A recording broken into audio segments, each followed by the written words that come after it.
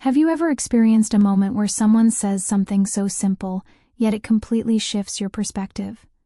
Those words that seem to lodge themselves in your heart, replaying in your mind days after they were spoken. That's precisely what happened when my daughter's boyfriend found himself sitting across from me in a small bookstore cafe on a cold, foggy morning. Before we dive into this story, I'd love to hear where you're tuning in from today. Leave your location in the comments below. It's always wonderful connecting with people from different corners of the world. And if these kinds of stories resonate with you, consider subscribing and leaving a like. It truly helps more than you know. Now, let's get into it. It was an ordinary Wednesday, or at least that's how it started. The fog hung thick outside the windows, muffling the sounds of the city as I sat at my usual spot near the bookshelf, warming my hands around a cup of chamomile tea. This little corner had become my sanctuary over the years. The scent of old books mingled with fresh brewed coffee, creating an atmosphere that somehow made every worry feel manageable. I had planned to meet my sister that morning, but she'd called to cancel at the last minute. So there I was, alone with my thoughts, watching strangers come and go through the misty glass door. That's when I noticed him. Marcus, my daughter's boyfriend, stood near the entrance, looking slightly out of place, scanning the room as if searching for a familiar face. I hadn't expected to run into him here. Normally he was attached to my daughter's side, but today he was on his own. When our eyes met, his expression shifted, brightening with recognition, and he walked toward my table. "Mrs. Parker," he said, his voice gentle but carrying that hint of nervousness I'd always sensed in him. "Would you mind if I sat here?" I gestured toward the empty chair. "Please, make yourself comfortable." He settled into the seat, and for a long moment neither of us spoke. The silence wasn't uncomfortable exactly, but it held a certain weight. Marcus had always been courteous around me, though never particularly expressive. Our conversations typically stayed surface level, revolving around my daughter or his studies. Nothing too personal, so when he finally broke the quiet, what came next caught me completely off guard. "I've been wanting to tell you something for a while now," Marcus said, his gaze meeting mine with unexpected intensity. "I hope this doesn't seem strange." I leaned back slightly curious. "Go on, I'm listening." He paused, turning his cup slowly in his hands. "I just wanted you to understand how grateful I am for everything. You've shown me kindness that I don't always acknowledge, but I notice it, I really do." There was something fragile in his tone, something unguarded that made my chest tighten.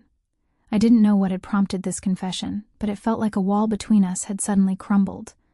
Perhaps it was the quietness of the bookstore, or the intimacy the fog seemed to create around us. Whatever the reason, I understood something about him in that instant that I hadn't grasped before. This wasn't obligation speaking. It wasn't rehearsed politeness. This was genuine. His words lingered in the air between us, surprising but strangely comforting. And right then, I recognized how much I had underestimated him. He wasn't simply the young man dating my daughter. There was substance beneath the surface, a thoughtfulness I had failed to appreciate. I inhaled deeply, allowing the moment to settle. "That means a great deal to me, Marcus. I think you're a remarkable person. The way you treat her tells me everything I need to know." Something shifted in that moment. The stiffness between us dissolved completely. He was no longer just someone in my daughter's life. He was someone I was beginning to truly see. I had no way of knowing then that this brief exchange would occupy my thoughts for days, perhaps longer. But what I did recognize was that something fundamental inside me had transformed. After that encounter at the bookstore, Marcus's words stayed with me like an echo I couldn't shake. It wasn't merely what he had said. It was the honesty behind it. There was no performance, no ulterior motive, just pure, unfiltered sincerity. And somehow, it made me examine my own life in ways I hadn't for years. The next time I saw him was nearly a week later. I was at my daughter's apartment, helping her organize some storage boxes, when Marcus walked through the door. He was carrying takeout containers, his familiar easy grin spreading across his face when he spotted me. But now I perceived him differently. Not just as someone who measured up for my daughter, but as someone with depth, with quiet wisdom hiding behind those dark eyes I had overlooked before. "Mrs. Parker," Marcus greeted me warmly, though I detected a new softness in his voice. "Hope you haven't eaten yet." I smiled, shaking my head. "Perfect timing. You didn't have to bring food, you know." He placed the containers on the counter with a shrug. I wanted to. Besides, I figured you'd been here all afternoon helping out. He glanced toward the hallway where my daughter was sorting through boxes, then turned back to me.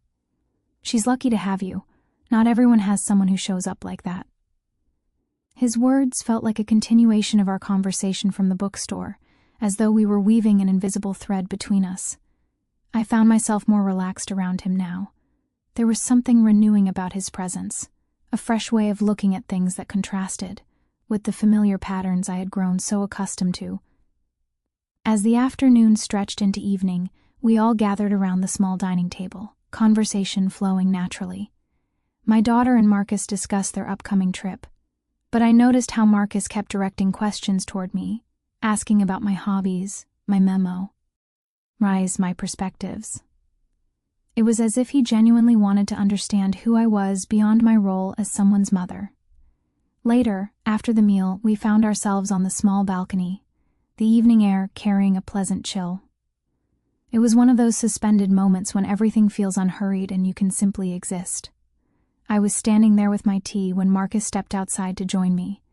He leaned against the railing, his posture more relaxed than I had ever seen.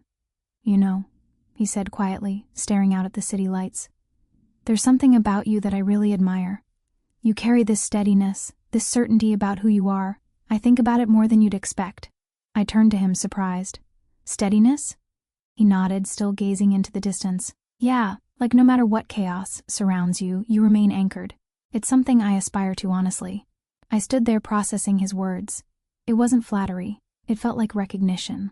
Like he was holding up a mirror I hadn't looked into for years. I had spent so long chasing perfection, worrying about outcomes I couldn't control. Yet here was this young man perceiving me in a way I had forgotten to perceive myself. It stirred something in me, both pride and vulnerability intertwined. "You seem to have it figured out," he added, his voice dropping slightly. "I hope I can reach that place someday." I wasn't sure how to respond at first. "You're already on the path, Marcus. Just keep being authentic." It struck me as peculiar. In many ways, he was the one offering me lessons, not about achieving perfection, but about embracing authenticity. His observations weren't empty compliments. They were reminders that sometimes we need to witness ourselves through another's eyes. Marcus possessed this ability to make me feel recognized in unexpected ways, and it left me feeling less isolated somehow. As darkness settled fully over the city, the distant hum of traffic became a backdrop to our continued conversation. We exchanged stories, shared laughter. By the time Marcus left that evening, I felt a profound sense of calm, an unspoken understanding between us that I hadn't realized I craved. But sitting there alone on the balcony, the stars emerging one by one overhead, I couldn't help but marvel at life's unpredictability. Just when you believe you've fully understood the people around you, a single conversation can reshape everything. The weeks that followed brought a quiet evolution I couldn't quite articulate. Each time I encountered Marcus, something subtle had shifted between us. It wasn't dramatic. We hadn't become confidants sharing secrets. It was more delicate than that. A new level of mutual respect had emerged, an understanding that didn't require explanation. One Sunday afternoon, my daughter hosted a gathering at their place. Marcus was there, naturally, helping set up chairs and joking around with various relatives. I observed something different about him that day. He seemed lighter, more present. I had to admit, it intrigued me. This wasn't just his usual pleasant demeanor. There was a genuine ease about him now, a comfort that hadn't existed before. I was seated at the outdoor table, enjoying some iced tea, when Marcus wandered over and sat beside me, brushing grass from his jeans. "Hope I'm not disturbing you," he said with that understated smile of his. "Not at all," I replied. "Just escaping the commotion for a minute." "Yeah, it gets overwhelming sometimes," Marcus acknowledged, surveying the crowd of laughing, chattering relatives around us. "But it's wonderful. Everyone seems genuinely happy." "It is wonderful," I agreed. "Moments like these remind me how fortunate we are." He grew thoughtful, then once again surprised me with his candor. "I've been reflecting lately on how fortunate I am too." "Is that so?" I raised an eyebrow. "What brought that on?" "Well," he started, hesitating slightly, I've never really experienced a family dynamic like yours. My parents are decent people, but it's different. Your family makes me feel accepted. Not just tolerated because I'm dating your daughter. Actually welcomed. Like they genuinely want me here. I felt my heart squeeze at his confession. I hadn't known he carried these feelings. He had never revealed them before, and hearing it now made me appreciate how powerful small gestures of inclusion could be. The warmth, the tiny kindnesses that often go unnoticed. These were things Marcus clearly treasured. Things I had perhaps taken for granted. "You belong here, Marcus," I said gently, surprised by the emotion rising in my chest. "You always have." He smiled, but something had changed in the way he regarded me now. More than mere gratitude. It was mutual acknowledgement, a recognition that we had both evolved through knowing each other. Perhaps I wasn't the only one gaining insight from this connection. For a while, we sat in comfortable silence, watching the others, the sun beginning its descent and painting everything in amber light. It was one of those timeless moments where the world seems perfectly balanced, if only briefly. As the evening progressed, I found myself observing Marcus with fresh appreciation. He wasn't the same reserved young man who had first entered our world. Something deeper had emerged, something I hadn't anticipated. He was still discovering himself, but I could recognize the foundation of someone with integrity, someone who valued people and understood what truly mattered. When it came time to leave, I stood gathering my belongings, and Marcus approached to say goodbye. "Thank you for everything," he said, those sincere eyes meeting mine. "Really, it means more than I can say." I nodded warmly.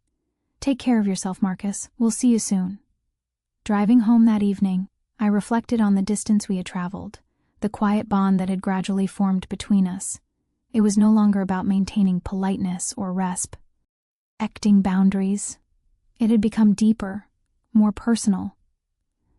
It was about two individuals, two very different people, finding connection in ways I never imagined possible.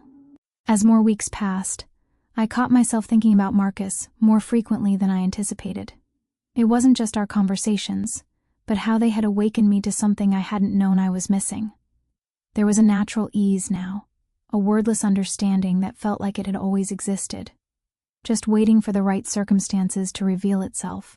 One brisk Saturday morning, I returned to the bookstore Café, the familiar atmosphere comforting as I settled in with my tea. The weather had grown colder, and rain was falling in steady curtains outside. I had just claimed my usual corner when, to my surprise, Marcus walked in alone. He scanned the room briefly, spotted me, and waved. "Room for one more?" he asked, already reaching for the opposite chair. "Of course," I said, gesturing. "What brings you out in this weather?" He sat down, removing his damp jacket. "Just needed some space to think. Figured a good cup of coffee might help clear the fog." I could sense something weighing on him, but I didn't press. Instead, I let him gather himself in the quiet, the sound of rain providing a gentle backdrop. We didn't speak for several minutes, and I could tell he was organizing his thoughts, preparing to say something significant. Finally, Marcus broke the stillness. "I've been processing a lot of things lately," he admitted, his tone more serious than usual. "Like what?" I encouraged softly, leaning in slightly. "Life, I suppose, the future." He paused, gazing through the rain-streaked window, his eyes distant for a moment. "And how people perceive you." I tilted my head, inviting him to continue. "I keep thinking about what you mentioned before about being anchored," he continued, his voice dropping lower. "And I realize I've spent so much energy trying to conform, trying to become what everyone expects, that I never stopped to discover who I actually am." His words struck me with unexpected force. There was something exposed in his voice, a vulnerability that reminded me of my own struggles at his age, the uncertainty, the hunger for meaning, for identity. These were universal experiences, just expressed in different ways. "I understand that completely," I said softly, filling my words with empathy. "It's tempting to let others define you. But the truth is, Marcus, you can't truly know yourself until you spend time in your own company, listening to your own voice. There's no deadline for self-discovery." He nodded slowly, absorbing my words. "I think that's what I'm attempting now, not just for myself but for my relationship with your daughter. I don't want to disappoint her." I smiled gently, feeling quiet pride swell within me.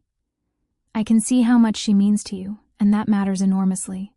But remember, no relationship is flawless. It's about learning together, growing alongside each other, offering mutual respect. And the same principle applies to you. You don't need complete clarity to build something meaningful. For the first time since we began talking, I witnessed a transformation in his expression. His shoulders released their tension, his face softening. He wasn't seeking validation anymore. He was beginning to grasp something fundamental about himself, about existence, about the people who surrounded him. We remained there for a while longer, sipping our drinks, allowing conversation to meander naturally. I understood then that we had been educating each other all along. Marcus had reminded me of the value in slowing down, in viewing the world through unfamiliar lenses, and hopefully, I had offered him some guidance on his own journey. When it was time to part, Marcus stood and offered me a small, heartfelt smile.